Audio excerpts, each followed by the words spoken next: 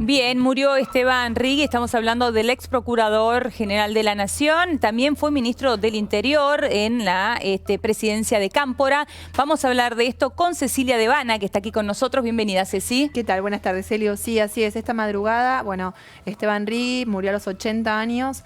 Fue el procurador general de la Nación, como bien vos decías, entre 2004 y 2012, donde dejó su puesto, dio un paso al costado en medio del escándalo por el caso Chicone, que alcanzaba entonces al entonces vicepresidente de la Nación, Amado Boudou, quien se refirió al caso a Esteban Rigui y a su estudio jurídico como quien le había ofrecido conexiones en Comodoro Pi para mejorar su situación, ¿no? Como una suerte de lobista. Bueno, Rigui realmente... Recordamos muy bien, ¿no? Lo acusó, fue gravísima la acusación, ¿no? Y acusó al estudio de Esteban Rigui. En ese caso, él era un estudio que había conformado, él era procurador en aquel momento y lo acusó de lobista, esto que vos estás explicando. Exactamente, Leo, sí, fue muy grave. Rigui no soportó, digamos, en ese momento ese señalamiento. Rigui era un hombre de muchísima trayectoria, muy reconocido tanto a nivel jurídico, a nivel académico, muy reconocido por su trabajo, por su trayectoria y también por haber sido ministro del Interior de Héctor Cámpora en la breve presidencia que él tuvo y después de la que tuvo que exiliarse en México. No pudo soportar, como decíamos, la presión de lo que pasó con Boudou, dio un paso al costado. Él tenía pensado retirarse a los 75 años, que los cumplía al año siguiente, en 2013, pero... En 2012, de carta mediante, decidió dar un paso al costado. Vamos a recordar el momento en que Amado Boudou hacía referencia a el estudio jurídico de Esteban Rigui. Yo voy a seguir con este entramado mafioso dentro de la justicia en la República Argentina. Cuando yo era director ejecutivo de ANSES, en los últimos días me vinieron a ver de un estudio de abogados al ANSES, el estudio García, Labat, Musso y Rigui, a mi despacho de director ejecutivo, para decirme que yo era nuevito, que no entendía cómo funcionaba esto, que yo tenía que tener buenos lazos con Comodoro Pi, que era muy importante desarrollar esa relación.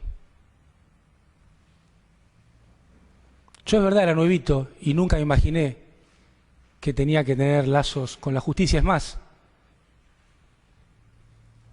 yo he tenido más de 20 causas penales, de las cuales al menos 18 ya están cerradas, porque eran causas mediáticas, eran causas que no tenían nada que ver con la realidad, sin ningún contacto con Comodoro Pi. Para la gente, Comodoro Pi es donde están los tribunales federales que se ocupan de estos temas. Pero las funcionarias de este estudio me volvieron a ver como ministro de Economía el 3 de julio del 2009 y el 20 de mayo del 2010. Otra vez con el mismo cuento.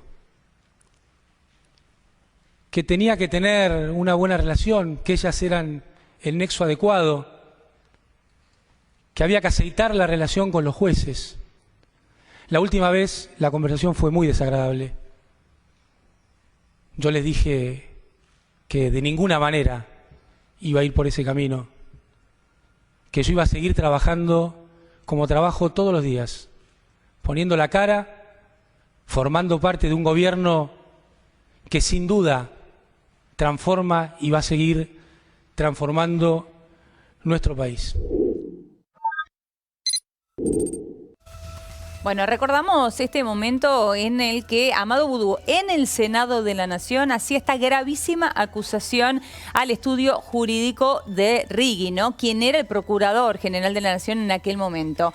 Él dio fechas, dio precisiones de las supuestas conversaciones y ofrecimientos que se le hizo en este estudio. Sí, exacto, y llamaba la atención también, ¿no? Que en ese momento recordara fechas de algo que había sucedido 2 o 3 años antes del momento en que después da esta conferencia.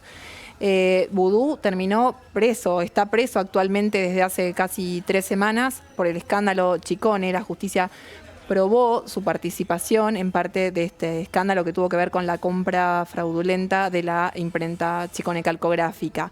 Después de la salida de Ricci, hubo un candidato, el kirchnerismo tuvo como candidato a Daniel Resposo a llegar a la Procuración General de la Nación. Resposo pasó unas 10 horas de preguntas en el Senado, quedó después al margen y llegó finalmente Alejandra Gils Carbó, que también se fue en otra suerte de escándalo distinto de este, pero que tuvo que ver con las presiones del macrismo, como ella en algún momento hacían alusión desde su entorno, para removerla de este puesto, que inicialmente es vitalicio, al menos hasta que no haya alguna modificación de la ley. Y ahora, bueno, está actualmente vacante, hay un procurador interino, ¿no? Pero desde la salida de Ricci, bueno, el puesto quedó ahí medio en zona de riesgo. Claro, si se quiere. absolutamente. Ahora, esta acusación que, como bien contabas vos hace un ratito, bueno, no toleró el propio Righi, decidió dar un paso al costado, decidió renunciar directamente. Nunca, en ningún momento se terminó probando esto. Exacto, no se terminó probando. Ricci se retiró, se fue al mundo académico, a su estudio jurídico y recién volvió a hablar unos años después.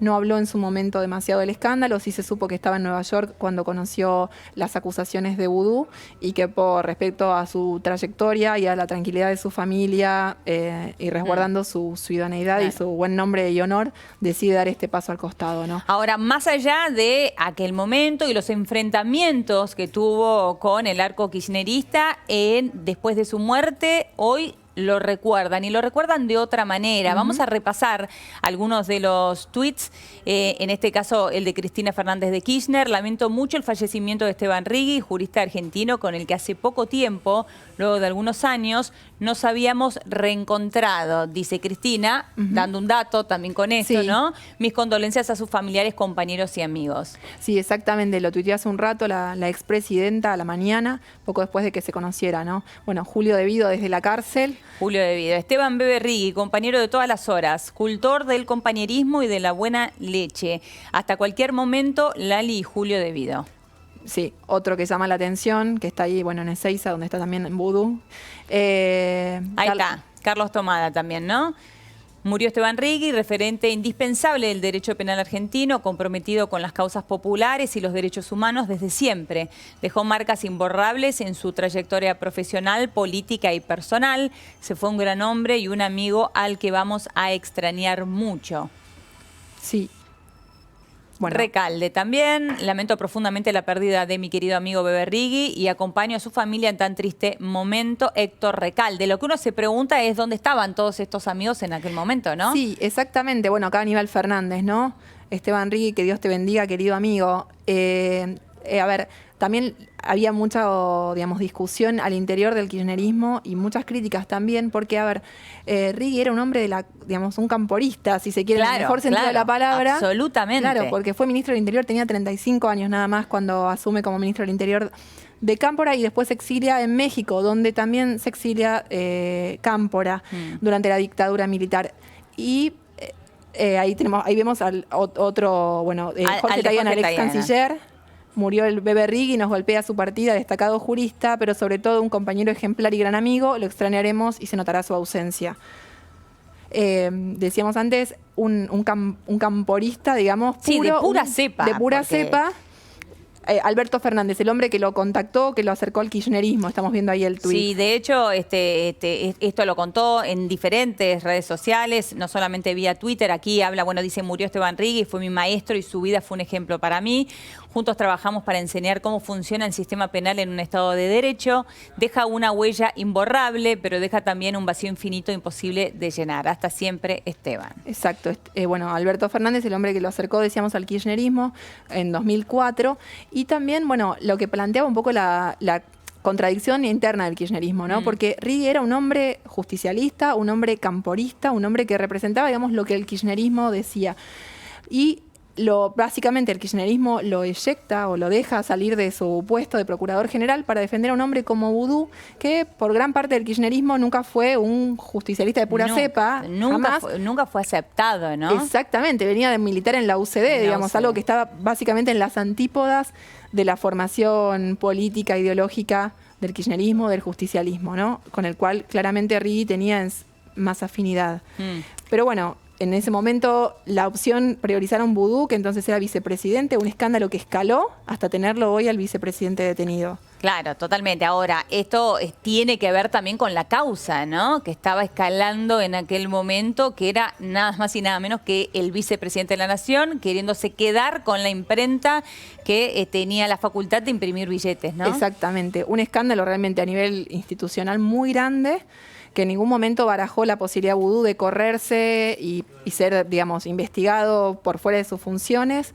Pero bueno, una causa que avanzó, que fue instruida, y cuando ya dejó el poder, la causa avanzó más fuerte y que terminó con una condena en agosto del año pasado a 5 años y medio de prisión, ¿no? Para él, para su amigo José María Núñez Carmona, para Nicolás Chicone, dueño de la imprenta Chicone también. Bueno, muy bien, Cecilia, vamos a seguir en un ratito. Vamos ahora a cambiar de tema porque los monos